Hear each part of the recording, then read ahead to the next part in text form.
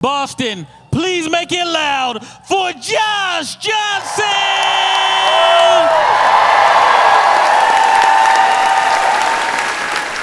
I saw where the lottery, at least at the time that I'm speaking, has worked its way up to $1.8 billion. That's a lot. It's so much you wonder, should I? Absolutely. That's how they get you. You know, growing up my entire life, I knew people who played the lottery. And I don't know if I know any winners. I just know a few people went missing.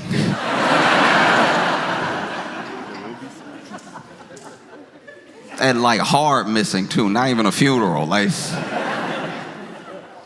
I don't know, $1.8 billion. That means even after they tax you, tax is gonna take about half of that, right? Even after they tax you, you're probably gonna be a billionaire.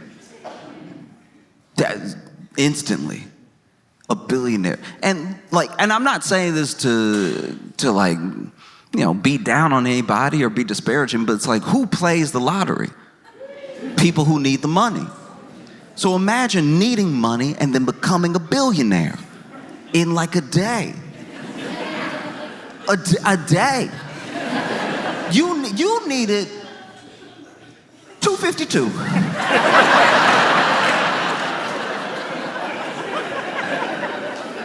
You had rent and a car note, and now you're a billionaire. A billionaire. You gotta capitalize it's $1 billion. Even if they get you real good, even if they tax you to death, you're still high millionaire. And with some good investments, you'll hit billionaire over time. Look at, I don't think y'all understand. This is the thing, we think we understand what billion is because billionaires keep playing in our faces. But we have no comprehension of how much money that is because we're people.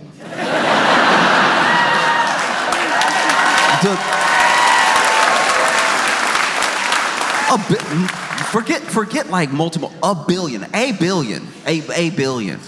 You can't even waste that, $1 billion. You can imagine, I had some bad investments. $1 billion's worth of bad investments? That's enough to topple a small country. No, because I look at the billionaires of the world and the high millionaires, so almost billionaires of the world. And in a couple of the examples that I'm thinking of, right? If you make it to billionaire status, whether it's through valuation of your country or your company, or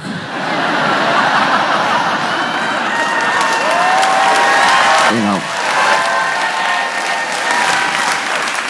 whether it's through valuation of your company or just general assets and everything over time, if you hit that billion status and you didn't grow up with a ton of money, like if you're already a billionaire, it almost doesn't count. You know, you'll see billionaires, they're the sons of billionaires, and they'll be like, I made my own thing. It's like, you didn't though. But you didn't. Like you never really did anything. Like it's, and look, I know you probably worked really hard, but your hard work had $1 billion head start to it. So it's just, you know, you could make a bad idea worth $1 billion. If you put enough money behind it with enough time. Look at Crocs.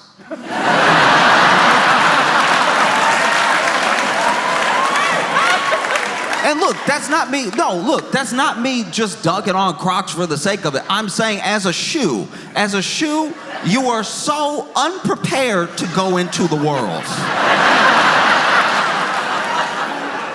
Every time it rains, you kind of feel it. I've had so many fights with my friends over Crocs, and it's not about the Croc or the design or whatever. It's about the fact that it's a Swiss cheese shoe. The holes make it a shoe problem. It is not like okay, I live in New York, and we have Far too many. I don't even know the number. We have more, I believe, rats than people. I'm pretty sure there's probably 10 million for every 2 people in New York. And one time I was walking with my friend who had Crocs on. Ill-advised, especially in New York. If you want to wear Crocs in, like, I don't know, like a beachy town, go ahead. Be comfortable. Let your feet breathe. Wearing Crocs in New York City, wearing Crocs in New York City is like wearing a shirt that on the front and the back says, "Please rob me." That's the level of prepared you are to go out into New York City when you're in Crocs. My friend was in Crocs, and we were just walking down the street, okay? Just nice little stroll, having a conversation. And then, as you would expect when you are walking in New York, as it is almost law when you are walking in New York, a rat ran across our path. Some people have to deal with deers in the road. We have to deal with rats on the street. And this rat running across our path judged it wrong. Was a little late. You know, usually when you're walking in New York, a rat will run across you real fast up ahead. This rat must have had some hesitation. You could tell this rat was like, okay.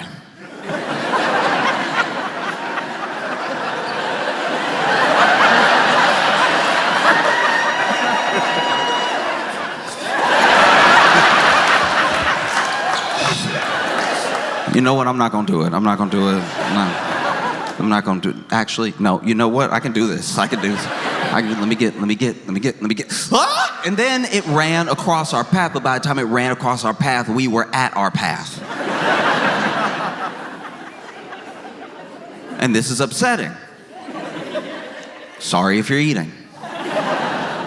But the rat ran across our path, but by the time it decided to cross the sidewalk, we were already there. So this rat ran right over both my feet. And then it came time to run over my friend's feet. My friend in Crocs. And this rat looked exactly like, you know, with football players doing that spring training with the tires over here.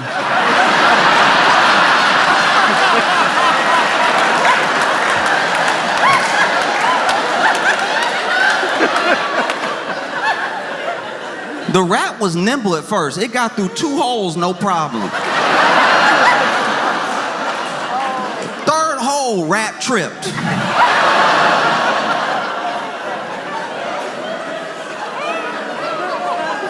Animals don't trip like people, you know what I mean? People might trip, be a little embarrassed, but we get up and we know we have a day to continue. If a rat gets tripped up in your crock, that's the rat's whole priority right now. Because to be fair to rats, they get trapped all the time. How is this rat supposed to know this isn't one of those rat traps that take you to rat heaven? And so this rat starts freaking out, starts like trying to pull the other leg out and everything, but then the next leg gets stuck. And so now this rat it has been 0.0 seconds, by the way. This rat has already tripped and is stuck in 2 crock holes. And is over here fighting for his life to get out. Is doing whatever he can. This rat over here,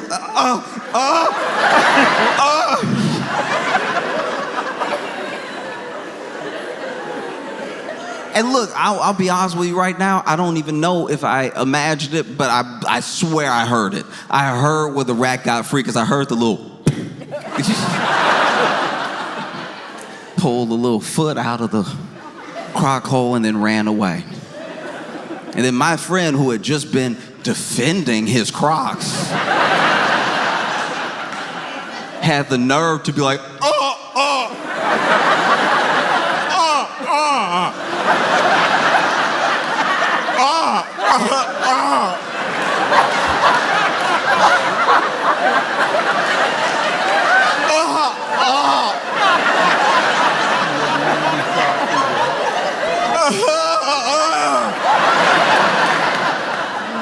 I'm like, yeah, cut it off. You need to cut it off.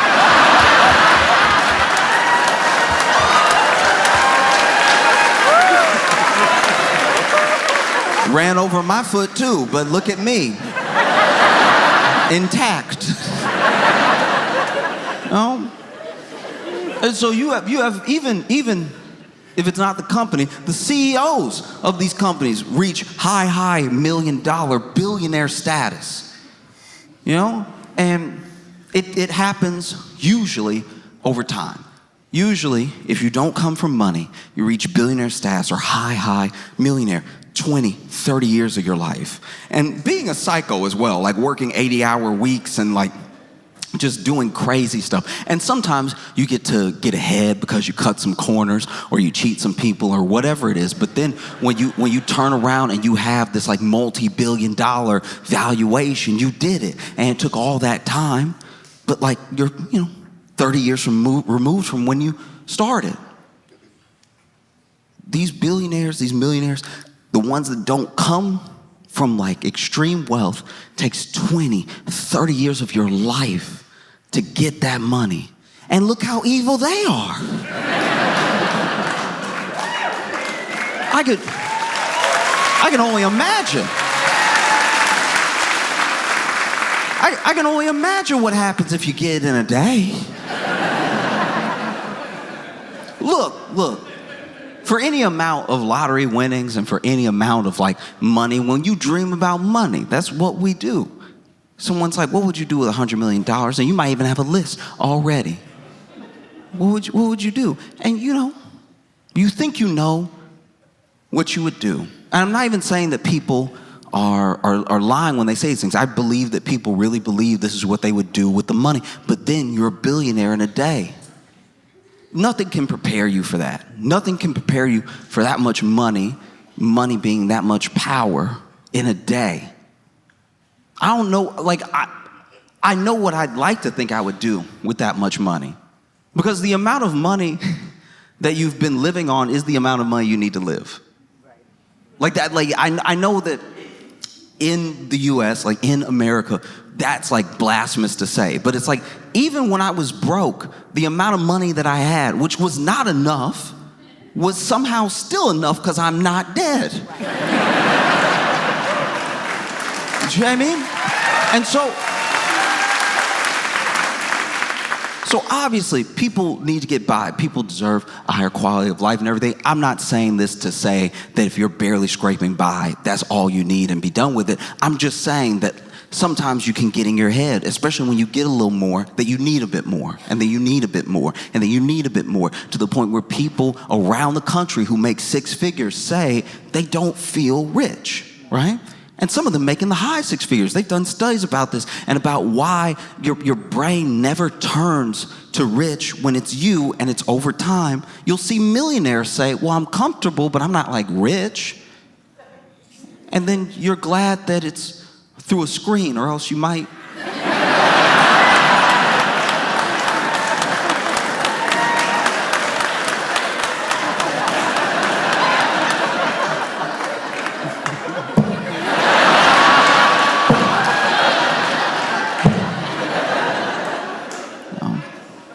But I don't know. I mean, what would that do to a person?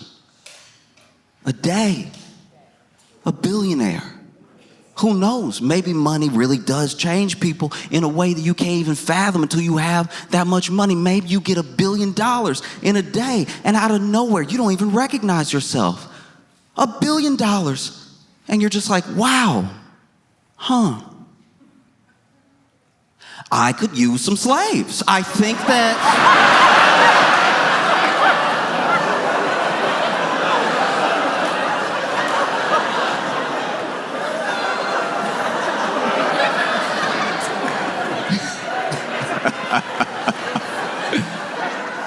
Look, I don't know what makes you so evil as a billionaire over 30 years, but I can only imagine it's exacerbated when it's overnight. Like, I can only imagine it becomes instant when you get the money instantly.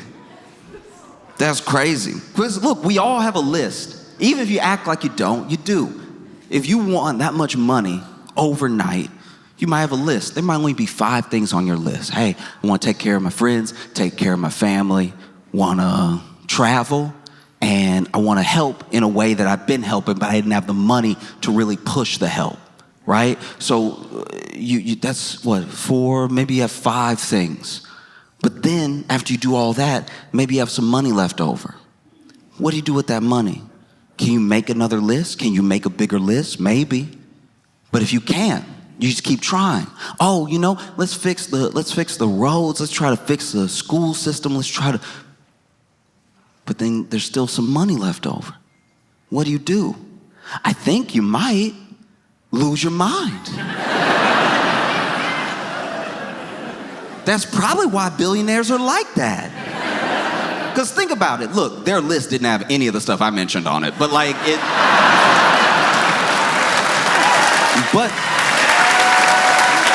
even though it didn't, it clearly had things that they cared about, whatever those were. And maybe they were only related to their company. Maybe they were only related to more business and getting more money. But even as those things got checked off and you tried to keep up with a list, you tried to make more goals and you were meeting the goals as fast as you were making the goals and everything. And then everyone around you is a yes man because they want some access to that money because they're also trying to climb, right? And then you finally have gone down the list so hard that you're just like, maybe Mars?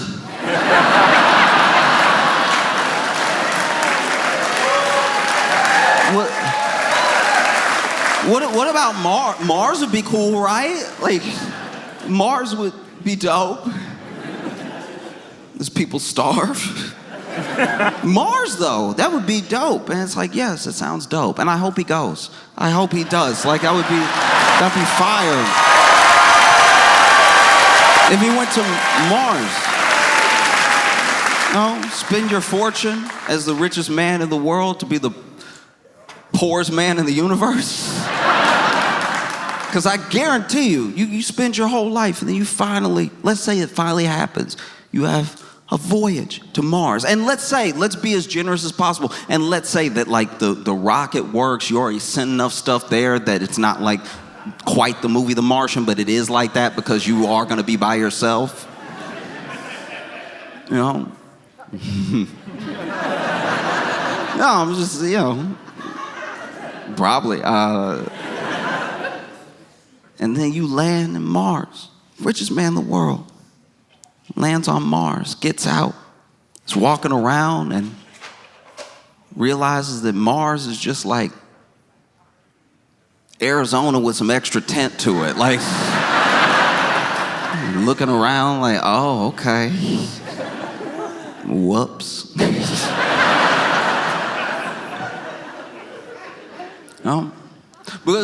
Because money is... We'd like to think that it's more than this, and sometimes it is. You can point to points in history where it is more than this, but like America is money. Land of opportunity. Opportunity is access, but it's also money. Money is how we define identity. Maybe you don't as a person. Maybe, I don't believe any one person is just their job or their net worth. There are things that you are that are deeper than all that stuff that's going to pass away. But that is how we as Americans define each other, is money. In fact, when you get your identity stolen, it's because they mess with the money. I don't know of anyone who said they got their identity stolen and it was in a Lifetime movie sort of way. I have yet to meet anybody who said they got their identity stolen and they know it was stolen because they came home and there was a dude who looked just like them hugging their wife. And they were like, honey, it's me. And then she was like, And then the imposter was like, don't listen to him, honey. It's me. Can't you tell? And like, hey, what are you doing in my house? And then the kids run in and they run up to him. Hey, Dad, who's this stranger? What? Kids, it's me. And they're like, we don't know you. Our dad's been home all day. And then you have to fight with this dude. And then, there's somehow a gun in the house that nobody knew about. And Then y'all struggle, and then y'all are spinning, so then nobody knows anymore because y'all were wearing the same thing. Who's the real husband? Who's the fake husband? And you're over, you know, you're just running around, grabbing the gun, knocking the gun out of each other's hands, and then, you know, there's some bounty commercials in the middle because this is a Lifetime movie. But then you pick up the gun and you're like, get out of my home, stay away from my family, right? And then the imposter goes, and then runs up to you and y'all hug one last time. The gun goes off and nobody can tell who was shot until what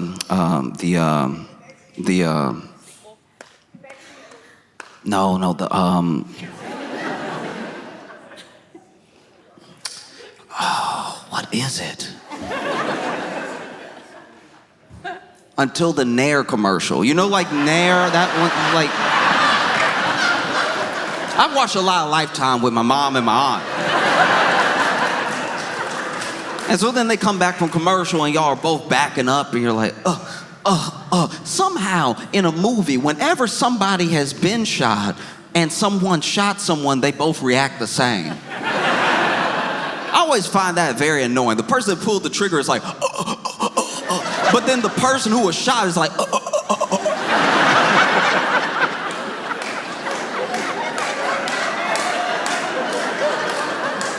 And then y'all back up. The gun falls. It falls in the middle. We don't need it anymore. One of you was shot. And everybody's backing up, and then you see some blood. You see blood, and then you see blood because y'all were hugging when it happened. So whoever got shot also bled on the other person. So it's been about 5 minutes, and we still don't know who was shot. Very frustrating. And then finally, one of you goes,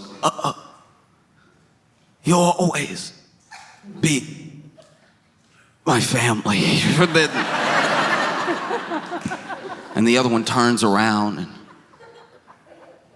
looks at you. And the wife and the kids go, Dad! And hug them. And then credits start rolling. The picture gets a little bit smaller because they got to roll the next movie right next to the other movie. So it's like it gets that little half-size thing where the credits are rolling, which actually sort of ruins the end of the movie in case there was any other note of anything that the director wanted. But anyway, and through the credits, through the little tiny half screen, you see the person hugging the family look up at the camera and go, and identity is never stolen that way. It's always stolen in relation to your bank account.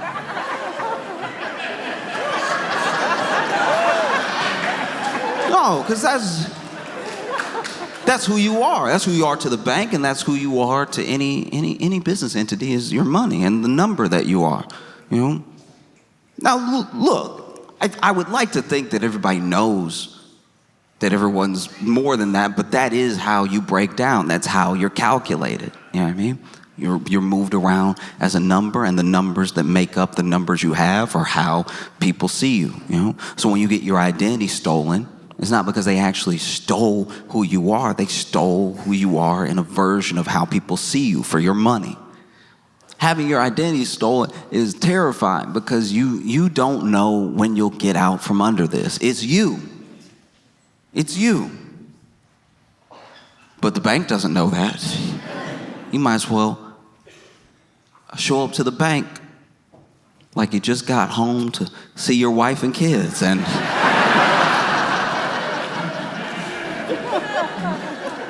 there is an imposter next to the bank teller's booth right with you. Y'all might as well be shoulder to shoulder. Like, no, I'd like to make a deposit. No, I'd like to make a deposit. Because you also have to factor in what that money doesn't just do to the person, what it does to the people around them. Some of y'all may not remember this. I barely remembered it until I started just reading about people who had won the lottery and what usually happens. Because there's this myth that everyone that wins the lottery goes bankrupt and ruins their life. It's not actually true. It's about half. Which are better odds than winning the lottery. And the difference between the people who crash out and the people who do well are the decisions they make as soon as they win. And now it's almost down to a science. There are people who are financial advisors that seek out lottery winners to help them because they've done it for other lottery winners and stuff. But there was this one woman, it was crazy. This happened in the 90s. I think it was 1990, right? This woman was a server, and she got tipped a lottery ticket. And so she, put that lottery ticket in, and she won. She won $10 million. And then everyone around her turned. The people who were also on shift with her, they tried to sue her. Because I don't know if this is one of those restaurants where, sometimes you work as a server and everyone's tips are pooled together and then you split them at the end of the night. Or if it was just that they were saying that was their table. I don't know what all the lawsuits were, but I also know that the man who tipped her the ticket tried to sue her. Yeah. Her ex-husband even kidnapped her. And she had to shoot him in the chest. The chest is one of the wildest places to get shot. Because there's still some plausible deniability there, but you know where you were aiming. And then the IRS came for her, walls closing in all around money. Because people will do crazy things for money, and people will let the idea of money shape how they treat a person, Money is only second to people in the idea of something that's in front of you that means a bunch of different things. People can mean the whole range of emotions to you, but so can money. If someone won $10 million, if they won $1.8 billion, some people see that as money, but a lot of people see that as hope. They see it as power. They see it as like a salvation out of their problems. They see it as whatever your imagination can mold. Because there are some people that if you got given $1 billion right now outright, there's so much good you do with it. And then there are other people that if you got $1 billion tonight, you'd be like, oh, I have some things to revisit. $1 billion. $1 billion means, you could buy everything around a person. You could buy everything around. Imagine for $1 billion, you could hire a private investigator to find your high school bully. All right. Because let's say they're not on, maybe they're not on social, not everybody is. And so you hire this private investigator to find your high school bully. And maybe this bully gave you like a really catchy, mean nickname, Maybe it was something that happened to you, something real bad. Maybe you got sick at school one day and maybe you didn't make it to the bathroom, right? And so he called you Wet Willie for 4 years, right? In this scenario, your name is Willie. And you hire this private investigator to track him down. Maybe his name's Travis, right? You find me Travis. And so then the private investigator says, hey, I found Travis. He's living in Connecticut, and he's married, and yeah, looks like they're pretty happy. And you're like, okay, this is good to know. And so, with your money, you buy the house that's for sale next to Travis. You're moving in one day, and Travis and his wife are walking in to their home, and you're moving one of the boxes. Nothing in the box. You don't need to move. You can pay people to move for you, but and you're like, oh, hey.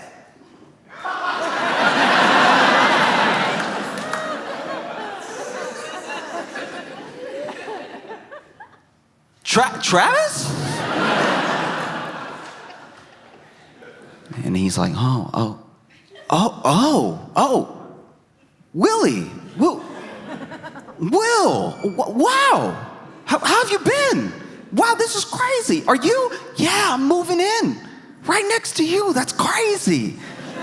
That's crazy. He's like, yeah, that is. Wow. This house has been on sale for months. And now it's, what a coincidence. And you're like, yeah, a coincidence.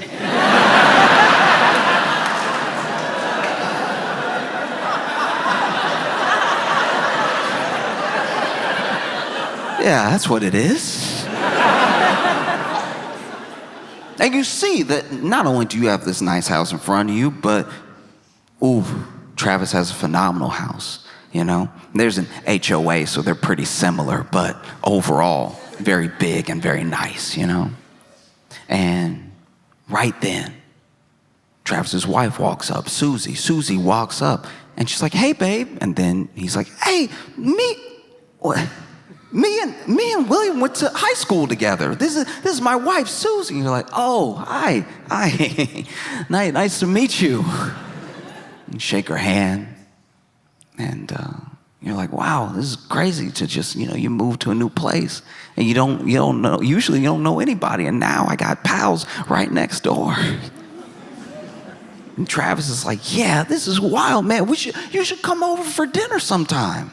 Come over for dinner. And you're like, oh, wow, how's tonight?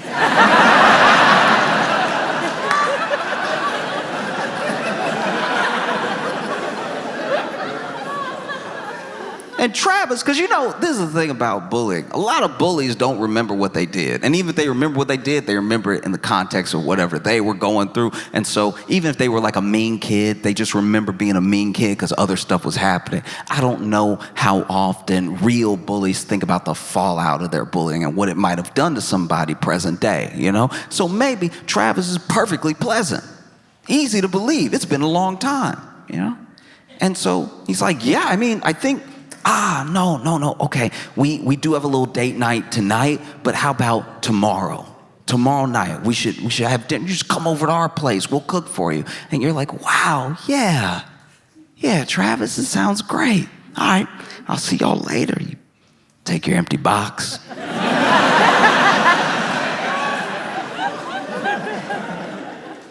Walk into your new house with no furniture in it. But you don't need furniture. You're here for revenge.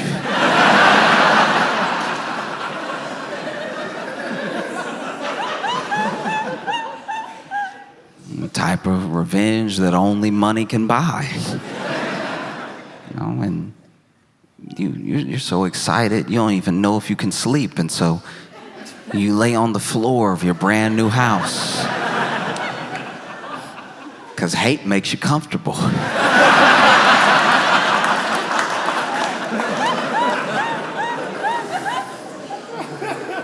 And then the next day comes, right?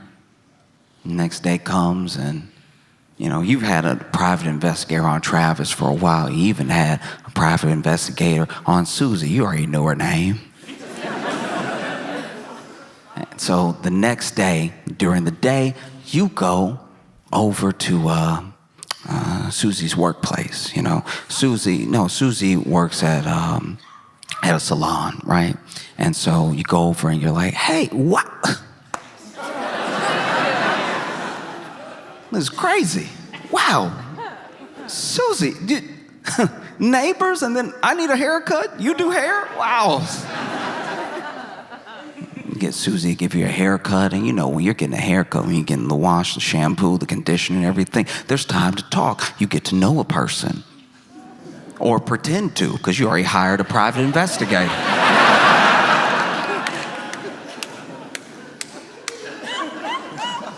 So you land in the sink and y'all are chatting it up, and you're a personable enough individual, so y'all are cackling back and forth.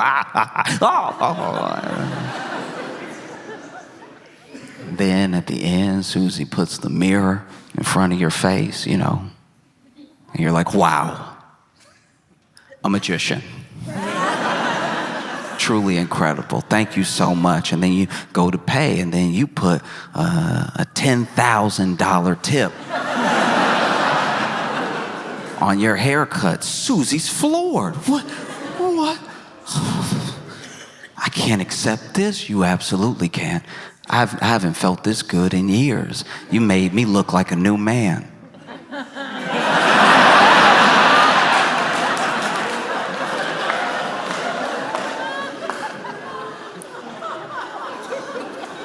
in fact, I don't know, like, I'm sorry, I never do this, but like, are you doing anything after work? And Susie's like, yeah, the dinner that we have. And you're like, oh, yeah, that's right. But, okay, I don't know, it looks like salon's closing up and everything. Dinner wasn't gonna be for a little while.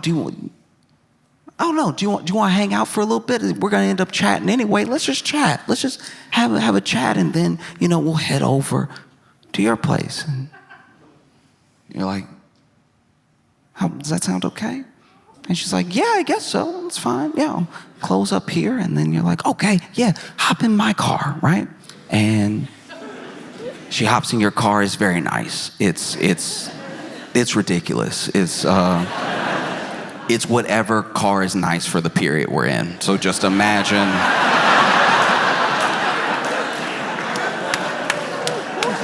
Imagine the type of car, and it is that.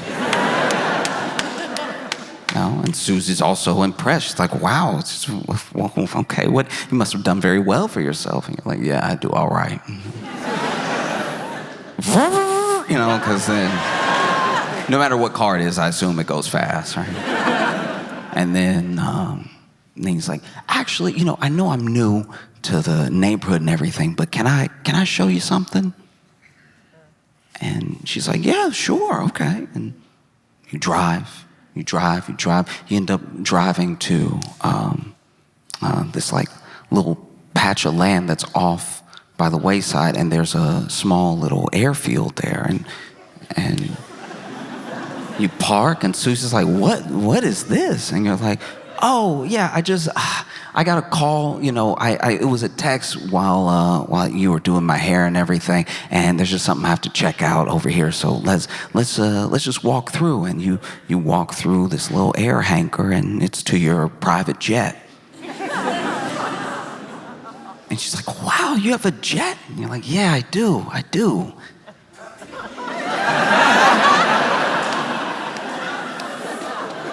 I mean, I guess it's a false alarm. There's nobody that needed anything. Yeah, nobody's even here. I tell you what.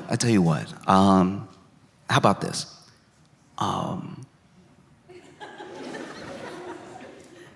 know we're supposed to have dinner tonight at your place, but why don't we go to Paris?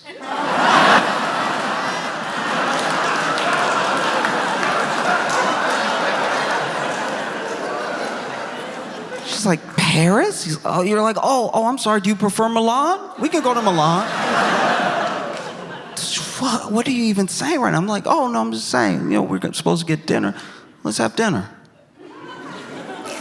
We can have dinner without Travis.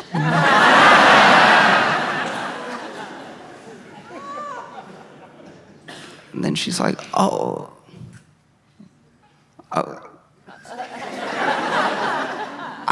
I don't know what to say. What is the tip? And then now he's invited. I'm married. No, I know. I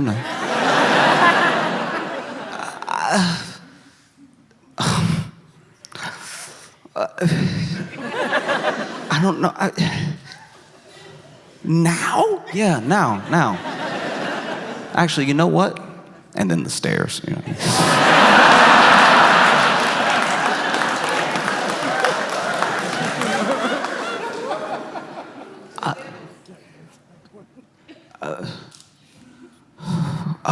Wow, my heart is just skipping a beat.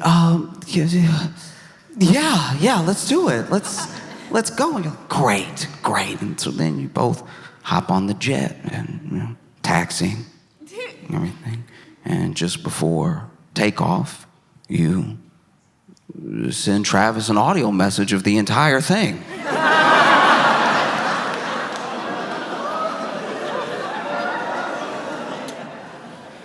You add a little something at the end. You're like, this is from Wet Willie.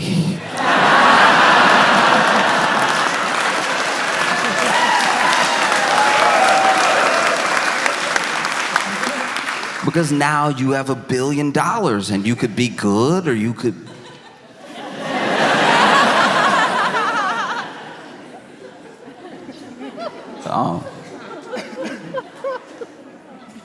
Because that is how bad things are now. We used to make fun of people that play the lottery, and now it seems like a sound fiscal decision. It sounds like a sound business plan to save a little money, put a little away, and buy some lottery tickets. Just,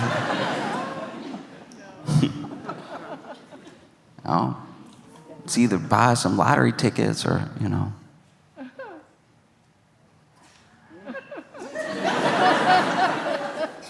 lean in front of a BMW. You know what I mean? Like,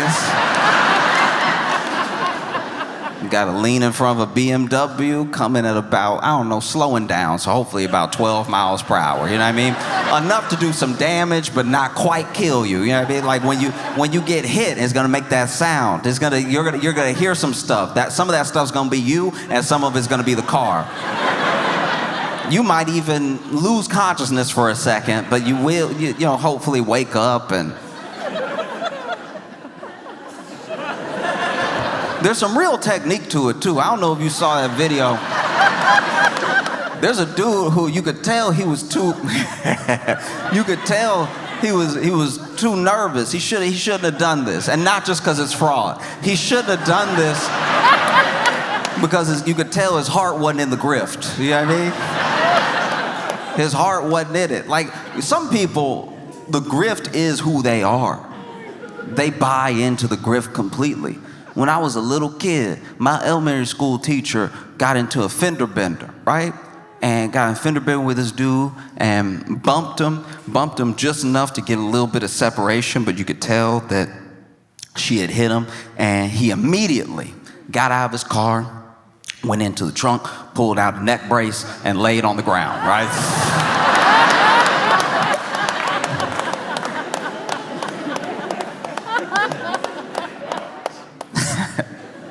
Which, if you're gonna do that, just wear the neck brace the whole time. Then you'll even convince the person that, I'm not gonna tell you how to grift, but... So if you're gonna do this, you gotta commit. You gotta know long before this BMW takes that turn at the intersection that this is what you're committed to do. And there's a video of this dude. This still cracks me up, right? Okay, so this dude is over here, and you can tell he wants to jump in front of the car. Maybe he has the whole insurance scam planned out and everything, can sue, whatever. You just gotta let a BMW hit you and hope it's not a rental. Yeah. Oh, nothing would make you madder than getting hit by a broke person.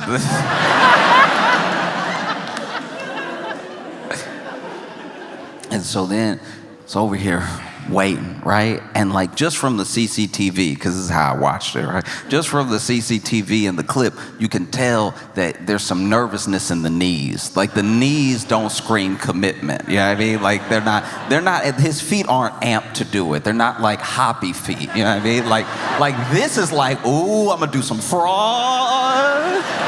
Ooh, you about to get defrauded.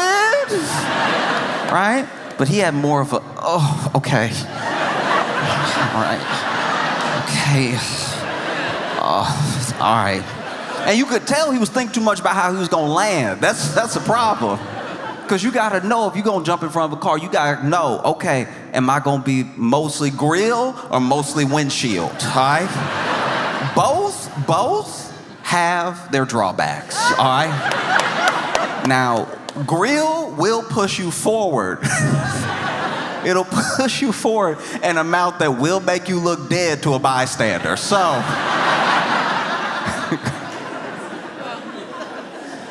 that is a good way to go if you try to do this with witnesses, and witnesses who are not in cahoots with you, right? Windshield is very dramatic, right? Windshield is very theatrical. Usually when you see, they do a lot of windshields on like Law and Order SVU. That's usually, like when somebody running from the cops and they can't seem to catch them. They give them just enough room for them to run out of the streets, for the cop who didn't feel like running to hit them with the cop car. It's always very convenient when it's like 3 cops and then 2 of them run after a suspect and then one of them is like, oh, all right. And then sure enough, they're always there at the right time to just bow, right? Now, if you're gonna go windshield, just know that some glass could crack, okay? And it's worse if it doesn't. If the glass doesn't crack at all, you got hit by a big bullet, okay? But if the glass cracks and you roll over the glass and maybe you land on the side of the car, that also looks very bad. But depending on how you hit the windshield depends on how believable the hit is. Because when you get hit by the grill, you're just taking the hit, right? Just boom, boom. High risk of being hurt, very high risk. Windshield looks a little bit more, oh no.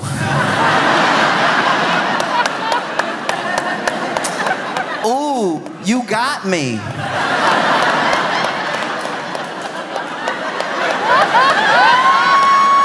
Oh, what will I do, right? Because you can't really control your body as it gets hit and it's on the windshield. So you hope you go over the windshield. That looks like a very bad hit. But if you stay on the windshield, it starts to look like your fault even if it wasn't. Like it's just, the optics aren't great. And if you slide off to the front, it looks like you didn't get hit fast at all. And so you see this dude, okay, whew, all right.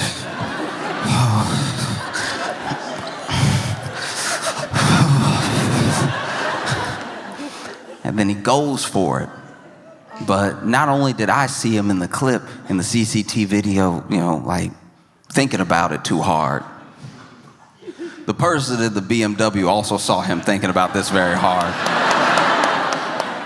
And it didn't help that he chose to do this at an intersection, which means they were gonna be slowing down anyway. And so then he finally goes to jump into the street, and they've already come to a short stop because they saw him coming. But look, he's already put a lot of thought into this. He will not be denied. And so even though the car is almost at a full stop, he goes,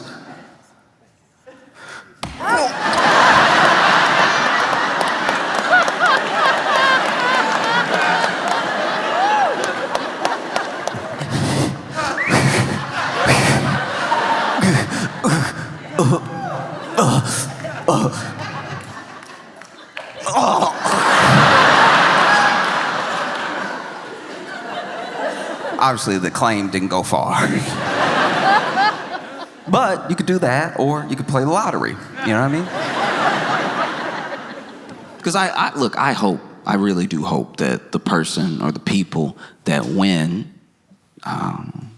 have a good life and do something well with it. There's so many scams now. Sometimes if the person's identity is known, that's actually what ruins their life, because then there are scammers who will never meet this person, don't know this person, but then they will masquerade as them online, hitting up people around this person, trying to get whatever private information so that they can scam that other person, not even the lottery winner, And it's why people have become more savvy. Now you have lottery winners all over the world, not just in the US, and not just for the Powerball, Mega Millions, or any of that. Now you have lottery winners in the US show up with a ski mask on.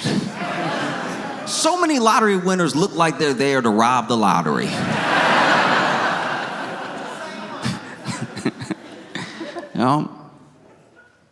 And I don't know, I just look at the lottery as maybe one of the best metaphors we have for how America is.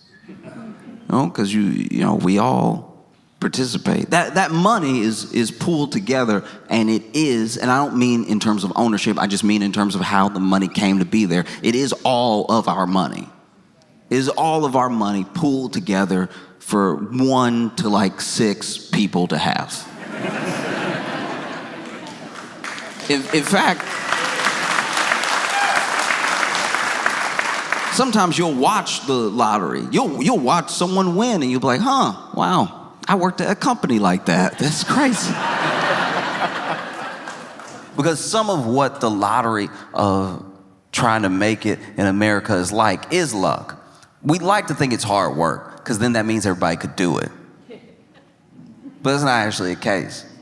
I know people who have worked hard my entire life, and they were on a hamster wheel. They were on a treadmill, and they were just trying to keep up because somebody was pressing the speed up on the hamster wheel. That's what it feels like is happening to everybody right now. You know, you're doing your best, and the speed just keeps... And then,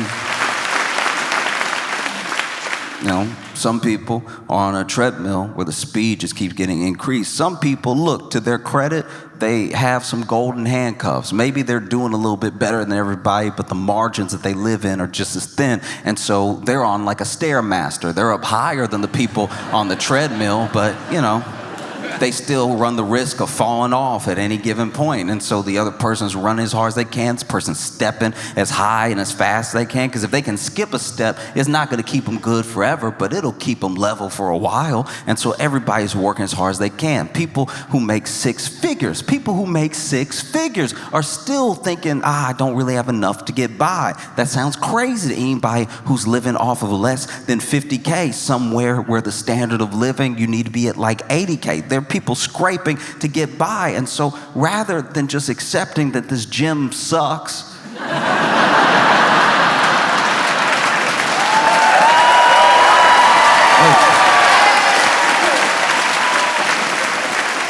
people just keep going as hard as they can until they either their heart gives out or they end up in one of those like fail videos.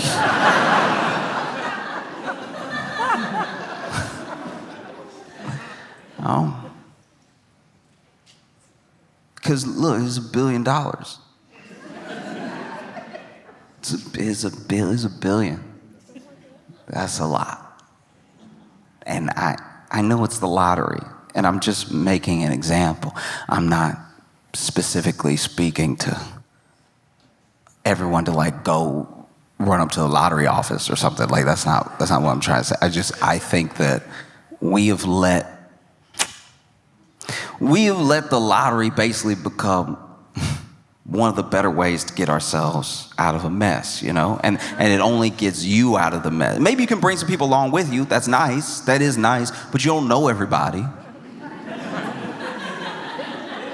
You know what I mean? Like, you know your friends and your family, and that'd be very sweet for you to take care of your friends and your family, but you don't know everybody, and you don't know everybody's intentions. You don't know what everybody's going to do with the money. You don't even know if giving some of these people the money is the best thing to do. You have no idea. And maybe it's why, speaking outside the lottery now, maybe it's why like people shouldn't be able to amass that level of wealth. Not because I want to take from somebody the thing that they have for whatever reason. Maybe they really did earn it. I don't see how, but like maybe they really did earn it. Maybe they deserved every like $50 million bonus that they ever gave themselves, right? Maybe they know their heart and they know that they really deserve this money. But maybe you know, they laid off a bunch of people and they bought a bunch of stock back and they did some stuff to do some stuff to get some stuff, you know? And so I'm just saying is, you know, it's one thing when it's a lottery, it's a different thing when it's like our entire, you know. Because then they wonder, I don't know. Then they wonder, they're like, why is everybody so mad at us? It's like, oh, you can't not really get it. It seems crazy. And look, don't get me wrong. I'm an American. I would love $1 billion. It's probably part of the problem.